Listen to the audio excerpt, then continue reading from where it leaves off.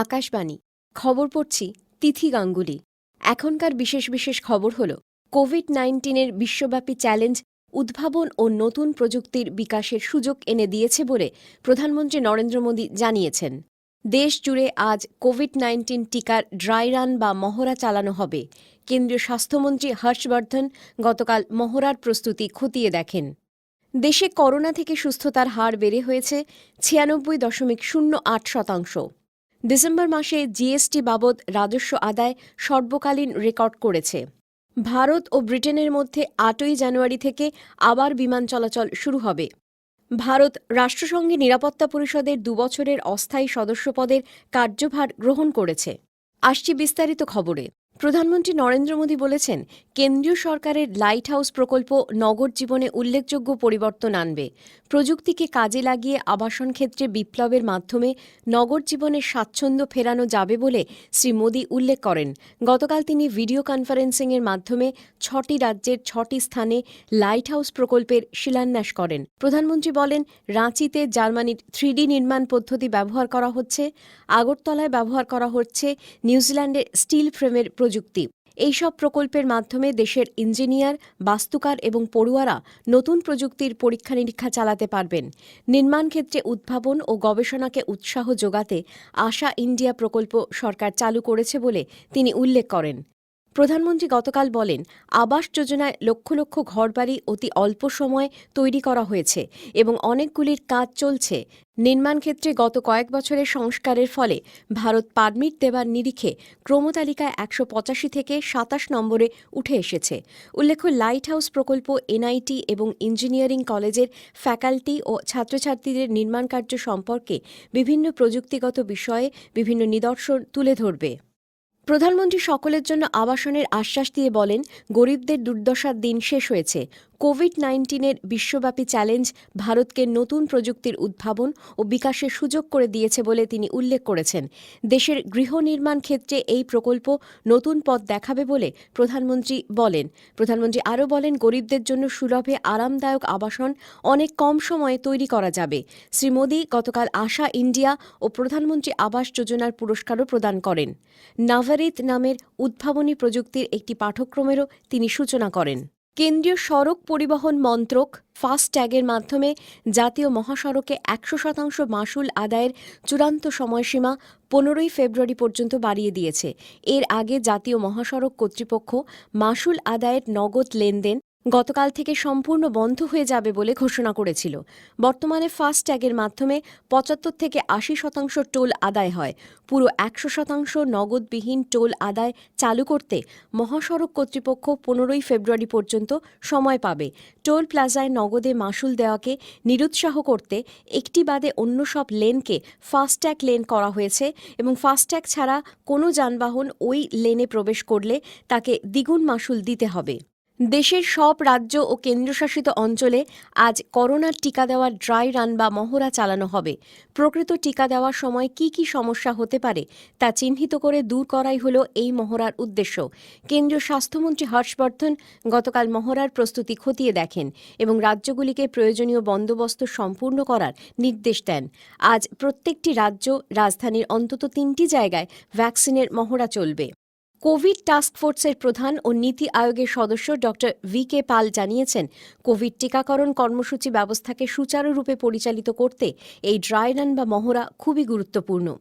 উল্লেখ্য, বিশ্ব স্বাস্থ্য সংস্থা হু জরুরি প্রয়োজনে ফাইজার বায়োনটেকের টিকাকে ছাড়পত্র দিয়েছে। এর ফলে ইউরোপ ও উত্তর আমেরিকায় ইতিমধ্যেই চালু হয়ে যাওয়া এই টিকা অপেক্ষাকৃত দরিদ্র দেশগুলি শীঘ্রই পেয়ে যাবে। অন্যদিকে ড্রাগ কন্ট্রোলার জেনারেলের সংশ্লিষ্ট বিশেষজ্ঞ কমিটি অক্সফোর্ডের কোভিড-19 টিকা কোভিশিল্ডের এদেশে জরুরি প্রয়োগের অনুমোদন দিয়েছে বলে জানা গেছে। সেরাম ইনস্টিটিউট এটি প্রস্তুত করছে। দেশে করোনা সংক্রমণ থেকে সুস্থতার হার হয়েছে 96.08%। 24 ঘণ্টায় 20,036 জন নতুন করে সংক্রমিত হয়েছেন। এই সময় সুস্থ হয়েছেন 23,181 জন। স্বাস্থ্যমন্ত্রক জানিয়েছে, দেশে মোট 98,83,000 মানুষ এ পর্যন্ত কোভিড-19 থেকে সংক্রমণ মুক্ত হয়েছেন। দেশে বর্তমানে সংক্রমিত মোট সংক্রমিতের 2.47%। এদিকে পশ্চিমবঙ্গে গত ২৪ ঘণ্টায় নতুন করে ১,১৫৩ জন করোনায় সংক্রমিত হওয়ায় এখনও পর্যন্ত মোট ৫,৫৩,২১৬ জন এই রোগে সংক্রমিত হলেন। তার মধ্যে ৫,৩১,৮৬২ জন সুস্থ হয়ে উঠেছেন। গত ২৪ ঘণ্টায় ১,৪৯৬ জন করোনা থেকে সংক্রমণ মুক্ত হয়েছেন বলে গতকাল স্বাস্থ্য দপ্তরের প্রকাশিত রিপোর্টে জানা গেছে। রাজ্যে সুস্থতার হার বেড়ে হয়েছে ৯৬.১৪%। কেন্দ্রীয় সরকার কোভিড-১৯ ও অন্যান্য টিকাকরণ কর্মসূচির জন্য ৮৩ কোটি সিরিঞ্জের অর্ডার দিয়েছে। আরও ৩৫ কোটি সিরিঞ্জ সংগ্রহের জন্য দরপত্র চাওয়া হয়েছে বলে কেন্দ্রীয় স্বাস্থ্যমন্ত্রক জানিয়েছে। সরকার প্রাথমিক পর্যায়ে স্বাস্থ্যকর্মী, সামনের সারিতে থেকে করোনা যুদ্ধে সামিল ব্যক্তি ও সাফাই কর্মী মিলিয়ে মোট ৩০ কোটি মানুষকে কোভিড ভ্যাকসিন দেয়া হবে বলে জানিয়েছে।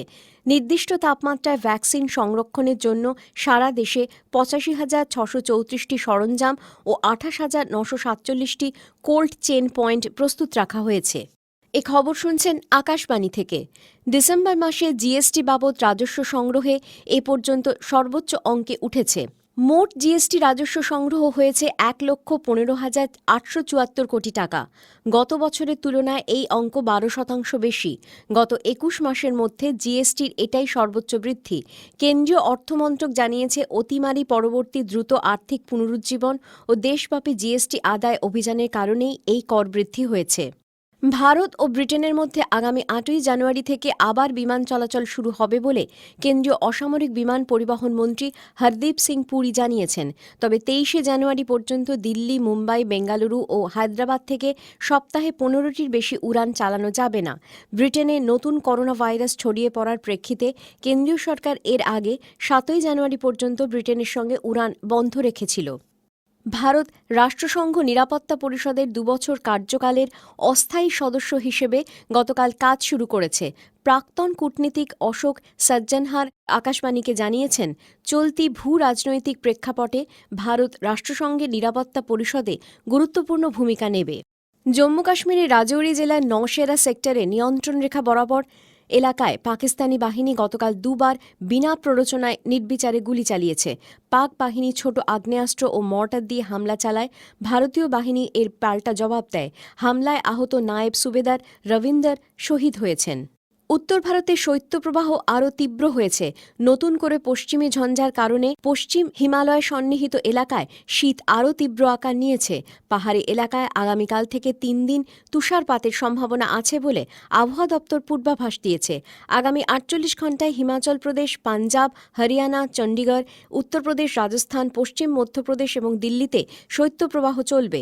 উত্তরের রাজ্যগুলি সহ বিহার, অসম, মেঘালয়, নাগাল্যান্ড, মণিপুর, মিজোরাম ও ত্রিপুরাতে আগামী ২ দিন ভারী কুয়াশার পূর্বাভাস দিয়েছে আবহাওয়া দপ্তর। অস্ট্রেলিয়ার বিরুদ্ধে বাকি ২টি টেস্ট ম্যাচের জন্য ভারতীয় দল গতকাল ঘোষণা করা হয়েছে। অজিঙ্ক রাহানের নেতৃত্বে ১৮ সদস্যের দলে সহ অধিনায়ক হয়েছেন রোহিত শর্মা। চোটের জন্য উমেশ যাদব সিরিজ থেকে ছিটকে যাওয়ায় দলে এসেছেন টি নটরাজন। সিডনিতে তৃতীয় টেস্ট আগামী ৭ই জানুয়ারি এবং চতুর্থ টেস্ট আগামী ১৫ই জানুয়ারি শুরু হবে। ৪ টেস্টের সিরিজে ফলাফল এখন ১-১। শেষ করার আগে খবরের বিশেষ অংশ আরেকবার। কোভিড-১৯ বিশ্বব্যাপী চ্যালেঞ্জ উদ্ভাবন ও নতুন প্রযুক্তির বিকাশের সুযোগ এনে দিয়েছে বলে প্রধানমন্ত্রী নরেন্দ্র মোদী জানিয়েছেন। দেশজুড়ে আজ কোভিড-১৯ টিকার ড্রাই রান বা মহড়া চালানো হবে। কেন্দ্রীয় স্বাস্থ্যমন্ত্রী হর্ষবর্ধন গতকাল মহড়ার প্রস্তুতি খতিয়ে দেখেন। দেশে করোনা থেকে সুস্থতার হার বেড়ে হয়েছে ৯৬.০৮%। ডিসেম্বর মাসে জিএসটি বাবদ রাজস্ব আদায় সর্বকালীন রেকর্ড করেছে। ভারত ও ব্রিটেনের মধ্যে ৮ই জানুয়ারি থেকে আবার বিমান চলাচল শুরু হবে। ভারত রাষ্ট্রসংঘের নিরাপত্তা পরিষদের ২ বছরের অস্থায়ী সদস্য পদের কার্যভার গ্রহণ করেছে। করোনা সংক্রমণ এড়াতে মাস্ক পরুন ও ঠিকভাবে পরুন। ২ গজ দূরে থাকুন। নিরাপদ দূরত্ব বজায় রাখুন। হাত ও মুখ পরিষ্কার পরিচ্ছন্ন রাখুন। খবর শেষ হলো।